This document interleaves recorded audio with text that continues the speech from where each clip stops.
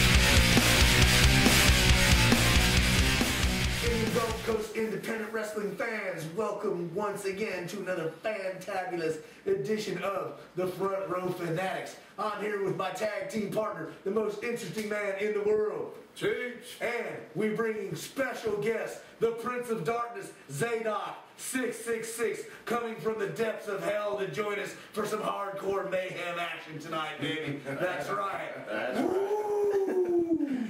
Yeah. So tonight we are going to be reviewing CSW's 10 years of mayhem that took place at the House of Hardcore in Mossy Head, Florida on August 27th, 2011.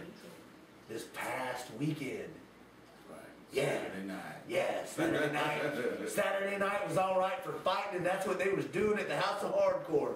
So with that being said, I'm going to turn it over to Big Daddy Cheech, and let's get this show on the road. Yeah, excuse me, the Decade of Mayhem show started out, man. It was really good to see a good full crowd at the building, in the building. Not saying I haven't seen it in a while, but I love seeing fans at these shows because we love CSW so much, and to see the people come and support CSW and be there was great.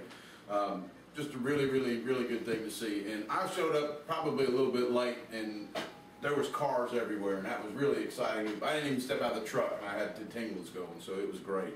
But they did start off the show with an actual title match, which was the Formula One Championship title match with Story of the Year Brian Cage.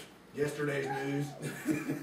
Versus the first string Cameron Thomas. And this match was actually a pretty good match, but you know, Cameron Thomas did get to win the belt, make a long story short, but it was a little bit of a weird finish. I mean, I don't know if, I think they both got hurt. You notice how when it almost looked like the ref wasn't sure if it was time to do it or not, you know, but I think it was because the way they hit so hard that they both were, maybe even slightly unconscious possibly, you know, because the ref was like, are you all here? Should I count you both out or what? So a little bit of confusion from me anyway. Should have hollered for me to get a trash bag. I'd have stuffed Cage in it and took the garbage out to the dumpster, baby. But damn, another one that's got the man one for Cage. These guys are killing it. They're everywhere. They're everywhere. Cage went for the elbow drop. I think Gargoyle called it the chicken wing on Yeah, chicken wing. but he went for that off the top rope, and then Cameron caught him. I'm not sure what you would call that move that he caught him in, but basically he caught him in midair, slammed him, and it was over. It was, but like I said, they both looked like they got hurt, but Cameron did get to 1, 2, 3, which was great to see, because it's going to be nice to see a new face carrying that Formula One title. So. Absolutely. It was a pretty good match, but I was slightly disappointed in the match after seeing Cameron Thomas battle BTY Kobe Godwin for 2 awesome matches over there at Ultimate. You know, hard-hitting 45-minute matches, and Cage has been putting on some good matches. I expected just a little bit more, but an entertaining match nonetheless.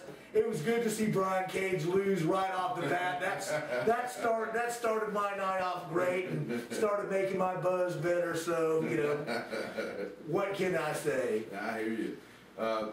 Now, you know, Cage was actually double booked that night, so maybe that's what he was trying to do, was make quick work of it, which backfired on him. Right, because he was talking all that shit about being Triple Crown winner and all that other stuff. That you got any pertinent thoughts on there, Zadok, man? What's going on with you? I mean, I know you like Cage and all that. You know, I was kind of disappointed with the outcome of the match, and actually I was a little bit worried knowing that he was double booked. He seemed like he was hurt after that match. I mean, he was gimped up pretty good when he left the ring, and you know, knowing what he had coming, up, I wasn't looking for real big things in the other title match later on in the evening. I'm just wondering who is going to be the next person to step up, because, like you said, going against BTY in his last big match.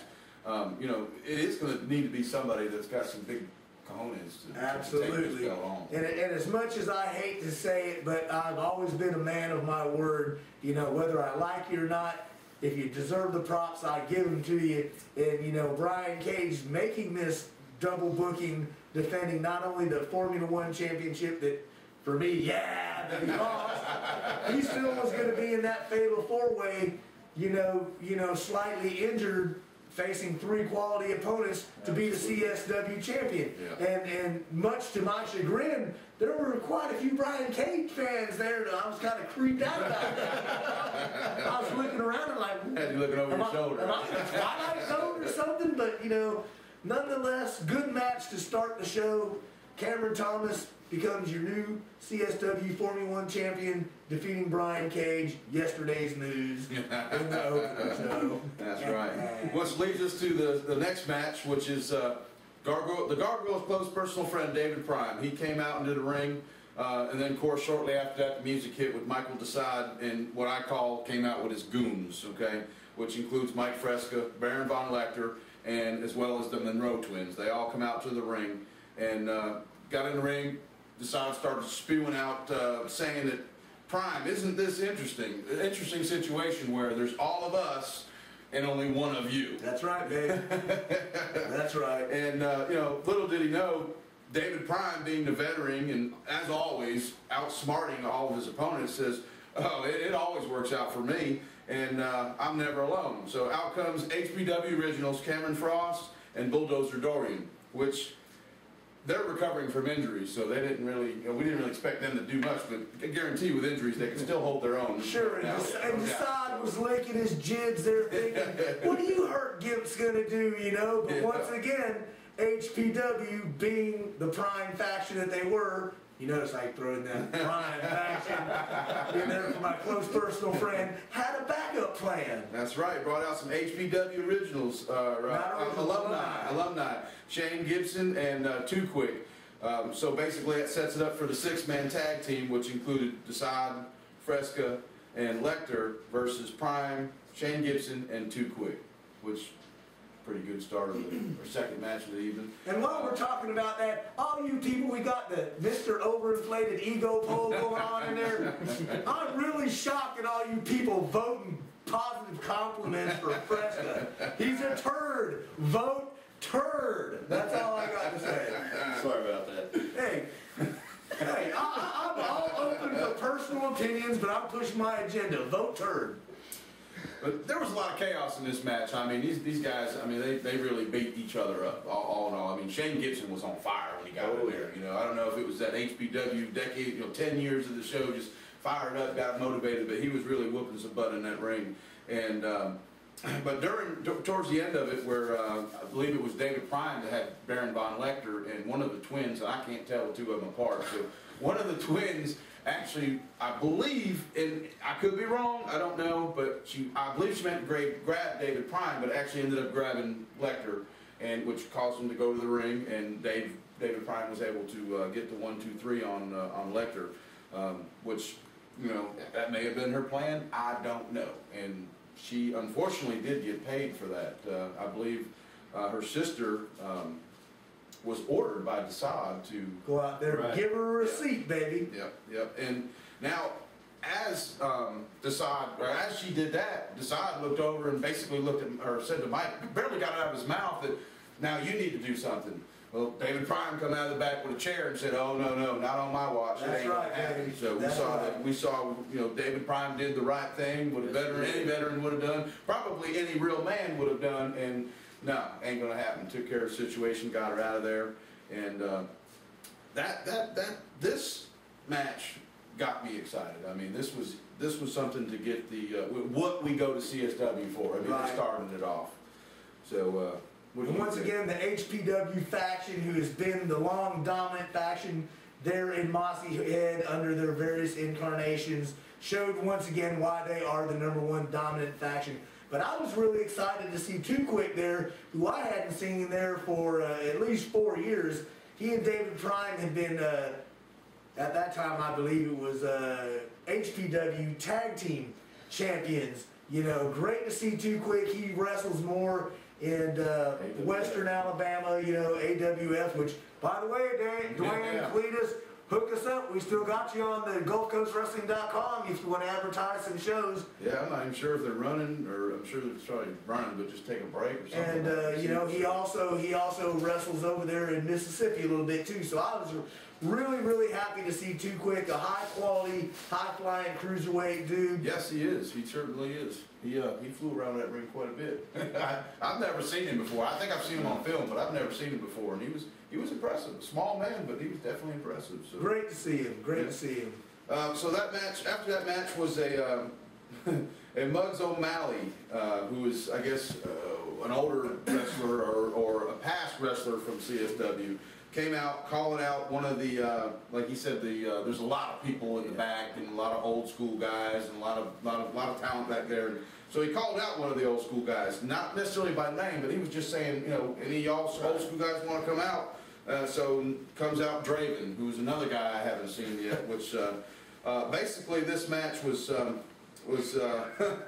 it was pretty. It was the shiznit match of the night. Let's call it like it is. It was pretty entertaining in more ways than one. Let's just say that. But they finished it up with Draven getting a DDT on Muggs O'Malley, and that was pretty much the end of that. And that's all we're going to say about that. We'll Muggs didn't bring his traditional mug. He didn't have no beer. He didn't have no gear. That was the end of that. The time for the next match is near. Let's he did. That's funny. That's great. Which moves us up to the match of Chris Corbin versus the newcomer Darius Kane. Which, in my opinion, this is an awesome up-and-comer in the business right now. I mean, Darius Kane, unfortunately, he didn't get the win. Chris Corbin did take the win over this match. But the kid is coming up strong. I don't know who's trained him, who's been working with him, but he really is talented, and I hope that he does keep going with it and becomes, a little bit of a face that we see in other promotions around, because he's impressive. Sure, but the one thing too, and love some Darius Kane, but Chris Corbin, did he have the heat in the crowd going fired up there? Oh my God, everybody was wanting to whip his ass. He was talking smack. He did get the win. What can I say? And please, don't be bashful there, Zadok. Jump in, slap me, chop me, butt in there. Feel free to make your comments, man. This is all, open forum here. But, like you said, this is the second time we've seen Darius Kane at CSW. Yeah.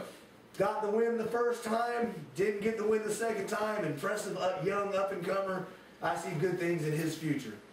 I do too. And Chris Corbin, like you said, he definitely can raise the heat in the crowd. That was a good start out. And he ain't shy by no means. As a matter of fact, I even seen he was even giving himself a chuckle when I see him basically telling people in the front row to shut up, and when he turned around, he had a little smirk on his face like he was even enjoying himself. So that was fun. Have you seen Darius Kane? Yes, I have. The first time he came out of CSW. Yes. I really look forward to seeing him in the future. I really hope he does go to other promotions. No, the guy's strong. The guy's quick. Yeah, you'll see him all over the Gulf Coast. There's no doubt. I look forward to it. Next. He's got that bit I've noticed too, that quick hair trigger temper too. You know, Yes, sir. I like that. When you get him mad, something bad's gonna happen. I just don't want anybody to confuse him with Terry Allen Jones. I don't know, not just because of the color by no means. No. But I seen a thing on Facebook where somebody tagged him as Terry Allen Jones already, so he may need to do something to stand out. That must have been some drunk cracker or something that don't get down with the onyx and stuff, you know, man, you know. Well, you know, for a young guy like that, you know, that's not.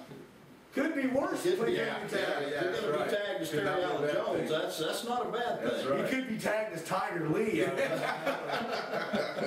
That's right. So it brings us up to our next match, which is one of our favorite topics at CSW, let's just say, is the Make Crew Bleed Challenge, which of course is Victor Crew, who went up against Nathan Beast, who was formerly Death Control, at the last show lost his mask in a matchup against Victor Crew, who did get payback in great, much applause, I guess you could say, for making Crew Absolutely. Bleed. I would have liked to have seen More blood! more blood, in a more of a vicious way. Yeah. You know, not just okay, I made him bleed, and I'm exaggerating obviously, but it felt to me, okay, I made him bleed, I win. It was a little more of a scientific type wrestling, and he just happened to bust him open and get the win. He kissed that chair pretty hard. Yeah, he definitely hit hard. I just was, as not much of a Victor Crew fan at all, I would have loved to see just Vicious just beat the piss out of him. That is what I'm talking about. He's been running that pie hole for so long and getting away with it. I wanted to see the Crimson Mask. I wanted to see the Dusty Rhodes, the Tommy Dreamer. I wanted to see the shit spilling, dropping like rain. I like watching Nathan Beast too. This is the second time I've seen him, and of course last time I said it was Death Control with a mask, but he's a talented individual too, and he knows his way around the ring, so I like watching him.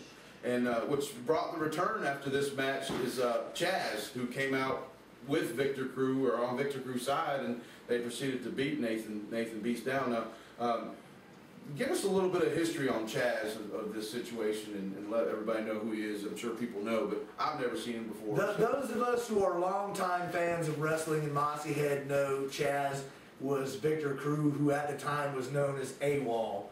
They were the tag team champions, Chaz and AWOL. They had a little faction also known as XS, which John Riker at one time was part of. But I will say one thing: you look at Chaz and you see this guy, and you think look at this little midget guy. What the hell is he going to do? I can tell you from first-hand personal experience watching this guy, he is not only strong, he is double tough. He'll bleed buckets, hardcore, you name it, he'll do it. I watched him go toe-to-toe with Scarface, Wayne, and Barley in the fans bring the weapon match. And Scarface was stabbing in the head with a screwdriver and barbed wire. And you look at Scarface at 6'7", 350, and you look at Chaz at, he's shorter than I am. I'll be generous and give him 5'5", maybe 175 pounds. And Chaz did not back down an inch from Scarface in those matches. So that really excited me. As much as I hate Victor Crew and them, I think the reemergence of Chaz hooking back up with Victor Crew bodes good things for the tag team division in CSW. So I'd have to agree. The Onyx needs some really good credibility team competition. Opponents, competition to go up against. So I'd have to agree with you on that one. Have you ever seen Chaz or Kaz? Is that what you Chaz? No, I have not. Okay.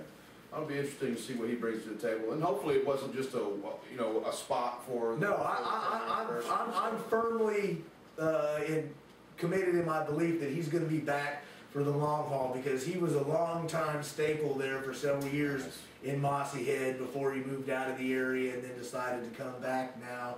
And you know, he and Victor Crew, as we'll call him now, will be a devious and formidable tag team. So if I was the Onyx, watch your backs. Any other tag teams, watch your backs, because these guys will go to no extremes to punish you, to make you bleed, to get what they want, and which in my opinion right now is going to be the tag team goal. That's right, that's right. But good to see more tag teams to come back around again. Definitely something that is lacking in this area is, you know, quality tag team divisions in most of the promotions. Yep, I agree. But with that being said, I'm going to make a break here because I have to go wee-wee and then get a fresh beer, so we'll This is be Mr. right back. Hardcore, and you're watching Fanatics.com. Run away.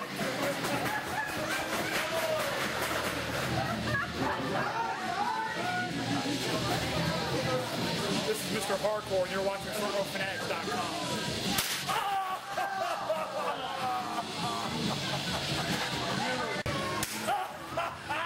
It's done again.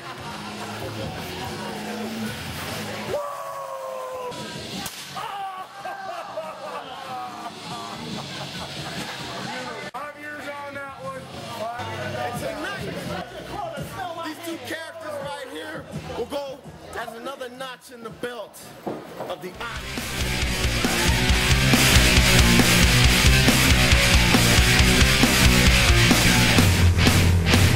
Ya sé que ha pasado el tiempo, ha llegado a esto, no logro entenderlo. Dime cuál fue ese momento que te está ocurriendo y tus pensamientos muertos.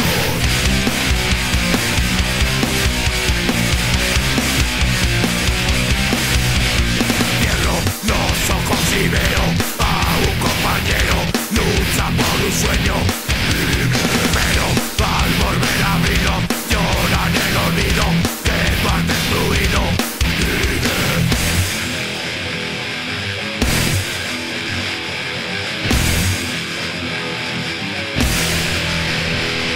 Puedes cambiar la forma de vestir, puedes dejar que la gente influya en ti, puedes coger los sitios donde ir sin olvidar que debes decidir, pero lo que yo no puedo entender es como tú has llegado a caer y olvidar todo sobre el ayer, volver a mirar las marcas de tu piel.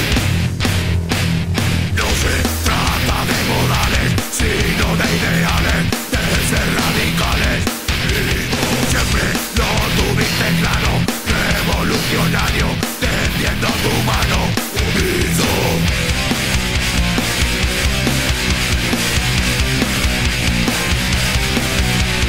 Años llenos de aventuras, alegrías y amarguras se llenan de dudas.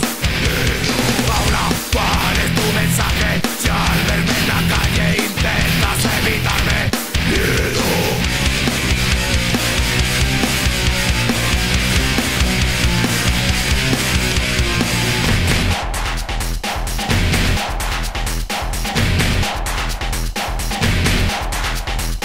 Habla, no te quedes callado porque quiero saber lo que ha pasado y siempre lo has visto dominado. Explícame qué coño pasa. Si tú has salido ganando ahora, ya lo veo claro, por eso me siento derrotado. Has pasado a ser un falso.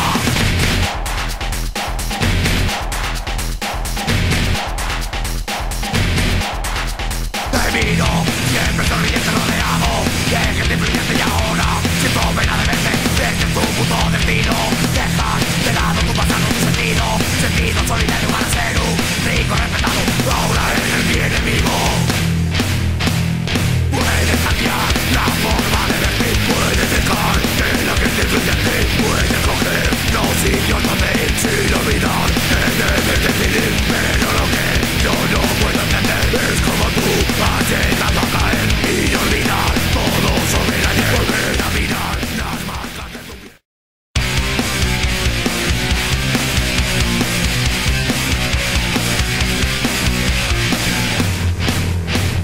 Ya sé que ha pasado. Cleeping, glopping, gloping. For some more beer, I was hoping.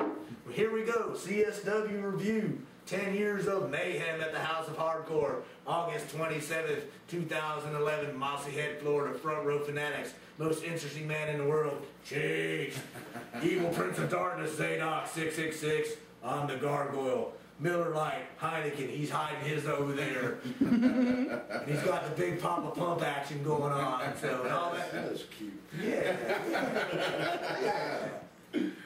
All right, so we left off with match number 6 of the evening, which pitted up Big Tim Haney versus Chuck and Dale's Moobs. It was a man boob battle, wasn't it? Yes, absolutely. But you know what? I gotta admit, man, for these guys being big men, this was probably, in my opinion, maybe not so much Chuck and Dale's, but Tim Haney, one of their better matches I've seen in quite a while. Yes. They seemed to mesh well together and really put on a pretty decent match. Chuck did get the win on this match, and you know, as usual, the crowd wasn't pulling for Tim Haney, and Chuck and Dale's was the favorite of the crowd. A lot of fun. This, I think we were talking before the show that you felt that this may have been Tim's one of his better matches. Maybe not his best, but one of his better matches. Not necessarily technical match as far as wrestling and the style, but for me, Haney has need to work on other areas of his persona in the ring. Facial expressions, interaction with the crowd, showing the intensity. And I will tell you one thing, I can definitely notice that Big Tim Haney has been working out in the gym, because you've seen he's lost some weight. Yes, he's firming up, he's getting more svelte, and it showed in his ability to move around in the ring. But for me, what topped it off was he had that evil, crazy ass. So he'd look at the crowd, and when we were booing him, he'd look at you like he was ready to get out of the ring and kick your ass. And that's what I've been waiting for Haney to develop. Get away from the big fuzzy teddy bear guy thing that he was doing. To me, overall, you know, for character performance, for physical fitness, for the whole 9 yards, to me, this was Tim Haney's best match in his career to date. You know, now he's held tag team gold in other promotions and stuff, but to me, Tim Haney stepped it up a notch in showing that he's serious in becoming more of a, more of a professional wrestler. Yep. The cardio is showing, the physical fitness is showing, he's working out, you know, his promos are better, his interaction with the crowd's better, so, you know, even though Tim Haney didn't get the win, and I will readily admit I was booing him along with everybody else, but I must give Tim Haney a double thumbs up and a clap for job well done, Tim. Keep up the good work, you're on your way, man. I enjoyed this match. Of all your matches, it was my favorite. And like I said, I do agree, and of course he didn't get the win, but Haney, keep it up, keep going in that direction, and we just might swing the crowd to start chanting Haney instead of Haney sucks, Haney sucks. So we'll see what happens there. Next match coming up. Wait, now, come on now, you getting all happy and drunk, you be cutting off the Prince of Darkness, man. I'm sure he want to talk for his band, Haney. Yeah. Well, I gotta say something for my man Haney. Dude, your promos, I love them. Absolutely. They've gotten so much better. They're great. They're intense. And I saw something in this match. In the middle of the match, Gargoyle was giving him some serious heat. And this kid snapped. I mean, you could see it on his face. That's right. That facial expression. It changed. And I got a feeling you're probably going to see a little bit different attitude and maybe a little bit different character out of Haney in the weeks to come. I hear you. I really do. I mean, because his demeanor totally changed at that one point in the match, and I think this guy's pissed off, and people need to take notice of that. I'm telling you. And the only other negative thing I got to say about Haney is, get rid of those fruit booty blue boots. Buy you some manly wrestling boots to go with your new attitude that you've got going on, man. You know, a good solid pair of serious black wrestling boots would enhance your character with this newfound fire and attitude you got. That's all I got to say. Tim, best match. Enjoy the shit out of it. Right. Front Row Fanatics says it's working. Keep rolling with it. Don't give it up. And I'm glad that I didn't see that rule book. That's just my opinion. Yes. I'm glad I didn't see You don't need the rule book, baby. Yeah. So that brings up to the next match, which was Suicidal Soldier versus California Kid. This match was, for me, probably almost match of the night for me. This was a great match. They were in and out of the ring, flying everywhere. California Kid really did an excellent job of keeping up with Soldier. Yes. I love Soldier, but I still feel the same about the high-flying moves, that he just does too many in one match. Reserve some of that for, maybe a big build-up of a match or something, but show a little more ground skills, some mat technique wrestling, It can't always be about high spots, and I love the Soldier as much as you do, and have seen this man doing some crazy, death-defying things. But your whole match cannot consist of flippy high spots and everything else. You've got to show a little bit of submission style, a little bit of mat chain wrestling, and to expand your repertoire to be a more overall versatile wrestler, because if you rely simply on the high spots, a smart opponent is going to scout that, and they're going to ground you really quick, and that's going to be the end of you. That's right. Another thing I loved about this match was the crowd was almost divided down the middle. It was one side was Cali Kid, which was our side, and then the other side was Soldier, and that really helped this match go along as well. In which California did get the win, which was well deserved, and got it basically with running off the ropes with a super kick to the chin on Soldier. And Soldier's one of your favorites, right? Yes. Yeah, that was an exciting to see him, me personally, at CSW, because I think he's been there, but I haven't seen him at CSW, so I was a little excited to see him there. So really high energy in that match. It was great. I mean, I agree with you. I like to see a technician on the mat. I like a good power match. We saw one a couple of weeks ago. But I love to watch Soldier work, and Cali, that's the best match I've seen him in. Yeah. It was incredible. It was my personal match of the evening. Absolutely loved it. Great job, guys. Yeah, and California Kid, in my opinion, is still one of the most underrated guys on the Gulf Coast. Because I've seen him do some crazy stuff in other promotions. I've seen him bleed buckets. I've seen him go toe-to-toe in cage matches. I've seen him technical match with BTY, Kobe Godwin, a couple months. One of the greatest matches. California Kid definitely deserves more props than he's getting, but all I can say for these two guys was high energy match. The crowd was in it. The House of Hardcore was rocking, and great job by both of them. Yeah, now, I don't know where the direction of Californication necessarily is going, but I'm happy to see them kind of splitting up. I think that's at least in CSW. If they want to keep that going somewhere else, I'm glad to see Chuck and Dale stepping out on his own. We don't know where Doug the Chain was. He wasn't there. Chris Corbin was on his own. Cali was on his own. I think it's time for the Californication faction to split and give each guy a chance to shine on their own merits. So. Yes, I agree. And just like we said about Tim Haney, California Kid, keep doing what you're doing. We're loving it. Yes. So, next thing is the next match coming up is the tag, the CSW Tag Belt Champion, Onyx, champion, baby. the Onyx versus. I'm not sure if this is what is it? Initial Shock still? Yes. Which is JT Angel and DJ Durst with Busty Becky at ringside. Minus Extreme G, who was not there. Yeah. Now, Onyx did what the Onyx does. Okay, they kicked butt, they took names, and they kept the belts. So of course they did win the match, kept the belts. But there's still, I believe JT did a promo before the match letting them know that there's no problems with Initial Shock. But I'm not so sure because... I felt the friction. Yeah, they even had issues at the end of the match to where DJ was saying it was an accident, but I don't know if these kind of accidents happen repeatedly on from a month-to-month basis.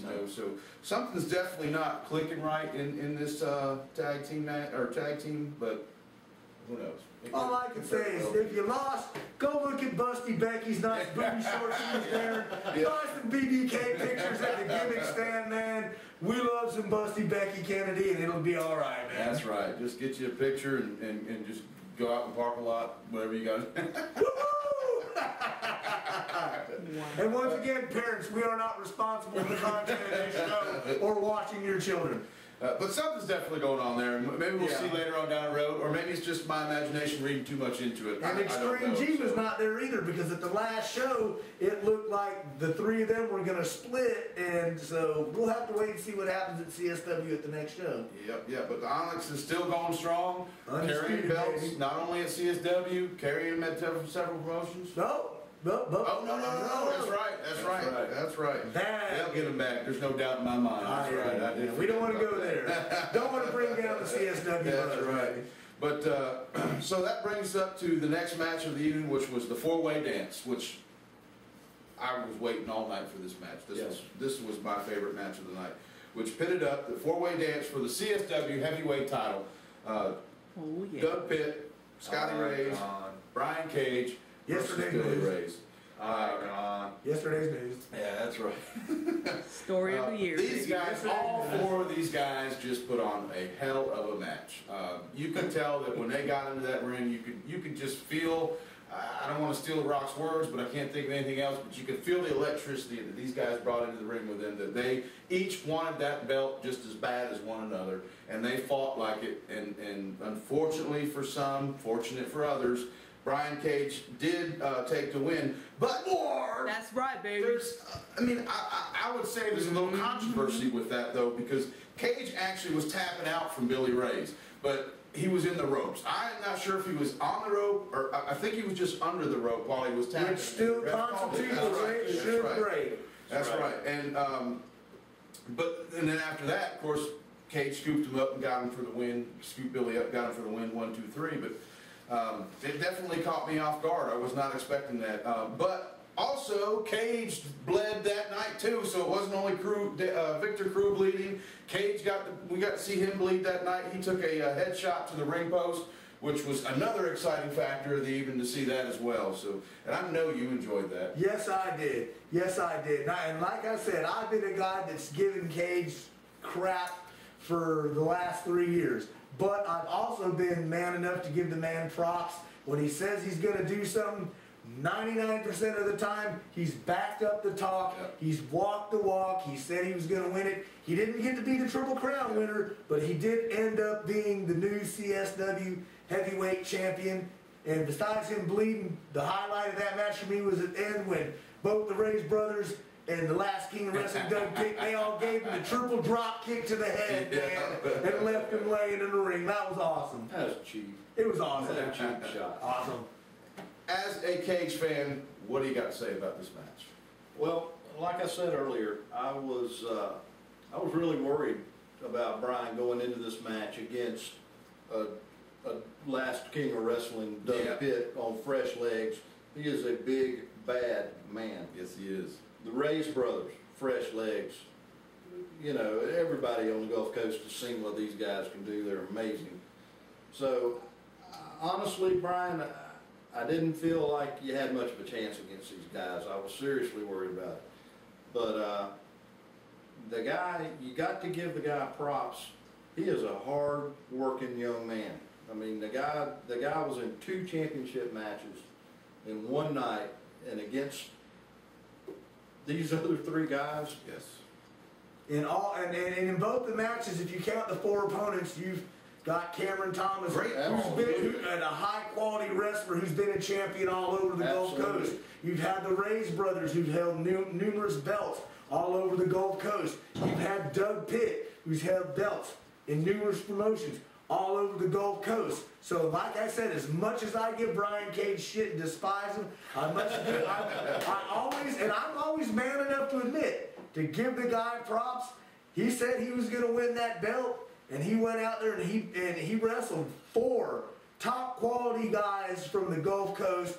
Didn't win the opening match, but he won the Big Daddy in the CSW heavyweight title at the end. So, Brian Cage, that's right. As much as I despise you, I am man enough to give you credit where credit is due, and congratulations on becoming the CSW heavyweight champion. Good job, Brian. Now, if he just becomes the fighting champion for CSW, which, you know, I would assume is not going to have an option to not be, but I'm just hoping he's not one of these, you know, when he started the streak to where it was, he'd win a match, but he would run from a match and then call it a streak. Take it a 10 count and all that other So hopefully he'll become a fighting champion and show us what he really is made of, and hopefully we'll see that. Yeah, show us you got some cojones, boy. Yeah, show us the action to back up the mouth. That's what we want to see. So no doubt. He's got it covered. yeah, I think we're okay. But the main event of the evening, which I will touch on this briefly, which was supposed to be Redneck Steve Fury versus Mr. Hardcore John Riker. Steve Fury actually got in an accident on the way to the show in Milton, so he wasn't able to make it. I haven't heard anything more of what kind of condition he's in. I do know that it at least put him behind enough to not make the show. Whether or not he actually is hurt or anything is I'm not really sure. We didn't get any update on that. So they actually had to put Michael Desad versus Mr. Hardcore John Riker. Well, they didn't put him. Desad came out and made the challenge. Yeah, that's right. He made the challenge. We've gone back a long way and bled buckets together once, you know, once again, let's do it for these fans. So, you know, and Riker accepted the challenge and these two beasts went at it, you know. Yes, they did. And like we said, it was a fans bring the weapons match, and there was definitely blood. There was some action. It was cut a little short due to an injury. That happens. I mean, when you have a violent match like this, there's no telling what's going to happen. And if you can't go, you can't go, you know. So John Riker did end up getting the win over Michael Desad. Not sure what Michael Desad's physical status is at the moment, but I do know he got hurt, you know, fairly bad. And John Riker walked away from the ring. I guess probably went back there and said, you know, actually, I don't really give a damn if he's hurt or not. Came back, gave him a little more. That's right. And it was a good bloody match. I was happy with it. The show in general was really a good quality show. Was it the best one I've ever seen? No, but I think these guys did a great job and put on another good show for the fans. They packed the House of Hardcore out, which was nice to see. Right. And I can't wait to go back and see some more, you know. Yeah, and you know, we hyped this show up quite a bit, and some of the people there from CSW felt that they kind of let the fans down due to, you know, Steve Fury not showing up and then Desad getting injured in the main event and other things. But rest assured, overall, it was a quality, highly entertaining show. There was a few matches that weren't that great, but overall, from start to finish, CSW, they delivered once again. And they've been there 10 years, longer than any promotion can say. You can talk all the shit you want. They're in a crappy little building. They don't have the best ring or the best blah blah blah. They're still there. They're still kicking ass. They're still taking names. I am proud to call myself a hardcore hellion, a die-hard CSW fan, and I will always be as long as they're running there in Mossy Head, no matter if they decide to change the name again or whatever. I want to thank all the good folks at CSW for making myself, the front row fanatics, always welcome there. And, you know, I enjoyed it. 10 years is a long time to run an independent wrestling show in this area. And they did a great job. I give 2 thumbs up to everybody there who busted their ass to entertain me and the people there in the House of Hardcore for the 10 years of Mayhem. That's right, and I do hope that Cameron Frost and the Bulldozer Dorian Brewer get healed up well so we can see them back too. I kind of starting to miss them on that roster as a regular too, so hopefully they'll be back by the next show. I would assume it's probably been pretty much healing's probably pretty much being over. So, but I had a great time, and I know you did, and I think everybody that went did. I don't know of anybody personally that has gone to CSW and hasn't come back. They may not be able to make every show every month, but I don't know anybody personally that's been and said, nah, that was awful, I'm not coming back. So keep doing what you're doing, and we look forward to seeing another show, you know, next month and months to follow. So I can't wait. What's the? I don't know right offhand, but what's the next build-up show? Is it? Are they still doing a Wired? No, they said that was the last one this past year. I don't know the exact date of the next show. We got a calendar over there. I'm looking. IP's helping us out there with the 24th. Yep. All right. Yeah. So September 24th, there at the House of Hardcore will be the next CSW show. So, Hardcore Hellions, CSW fans, make your plans to be there. I'd like to give a special shout out to Jimmy Johnson and Johnson's Castnets, who's been helping us sponsor, Corey Riker, and all the other fans from APW who have taken us at our word and came out there to help fill out the House of Hardcore. They sat in our section, they were loud, they were rambunctious, we had fun, you know, and so thank you for doing what Tiny said and checking out some other shows. That's right. Thank you for taking us at our word and saying you'll have fun at CSW. So please come back. We want you to come back. And I guess with this, we're going to decide match of the night, runner-up, shiznit match. What are we doing, man? We'll do match of the night and then runner-up, and we can do shiznit match if you want, but I think that's kind of... Yeah, it's a foregone conclusion. Let's let our special guest go ahead and go first on that one, which you probably already have your mind made up, but there's some info while I grab the beer. I knew immediately that night that my match of the night was Suicidal Soldier and California Kid. Can't tell you how much I enjoyed that match. It's absolutely fantastic. Those guys put on a whale of a show. I'd have to agree, and one more touch on that is Suicidal Soldier brought out something in Cali Kid that I haven't seen, and I really did enjoy that match myself as well. So what would you say your runner-up was? My runner-up was the four-way match for the championship. Absolutely. And it was a close second. For me, I'm going to reverse that order, just simply because I thought that the four-way for me, it was just, you know, all around good. And like I said, the vibe that these guys brought to the ring, I could almost feel it immediately, and I got into it real quick. And I did enjoy Soldier and Cali Kid match as well. That's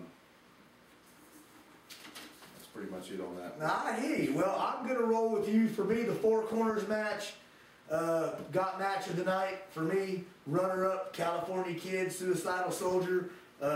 The only thing I didn't like about the match tonight was Brian Cage won, but still, nonetheless, a great performance You did get the lead though, so that's kind of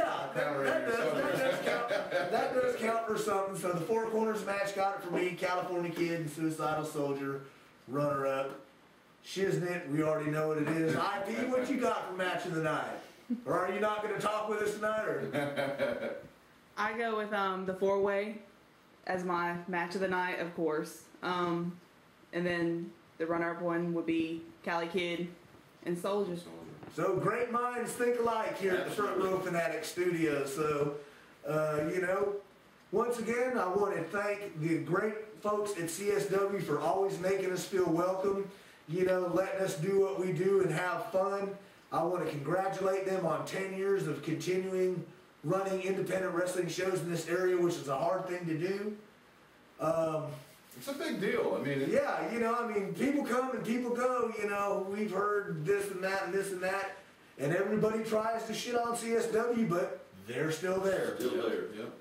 That's right. I mean, and a lot of these guys, you know, and I've said this before, whether there's 4 people in the audience or 40 or 50, they put on the same amount of effort and a great effort in the ring and put on a heck of a show. So, and they've been doing it for 10 years. It's not just the last 2 years they've been doing this, you know. It's great to see, and great to see the loyalty that they have here, and it just overall really is good to see that. So hopefully that they'll stay in there for another 10 years and so on. So hell yeah, I mean, that would be great. So gotta show some love to the CSW, baby. And I would like to say thank you for including us on the picture of the 10 Years of Mayhem. Mayhem show. That was great. That Thank you again. And we did post that up on Facebook, so y'all check that out. And we do got some other photos up there as well. The camera that I was using wasn't that good. It's some still pictures, but still get the idea of the show. And we'll put up a promo of some of the matches as well, so you'll be able to see some highlight footage of the matches. So we'll get that up. Anybody else got anything to say? I just want to thank you guys for letting me sit in tonight. Thank you for bringing me back into Gulf Coast independent wrestling. I enjoyed it as a kid, watching the Fuller promotions, and you guys brought me back into it, and I try not to miss a show now. I absolutely love it. That's great. Well, thank you for coming because it was certainly a lot of fun. You're quite welcome. And I'm thanking you for letting me keep my job. But I guess with that being said, the next show there is September 24th at the House of Hardcore. And we're getting ready to get some more beer. And with that being said, we'll see you in the front row.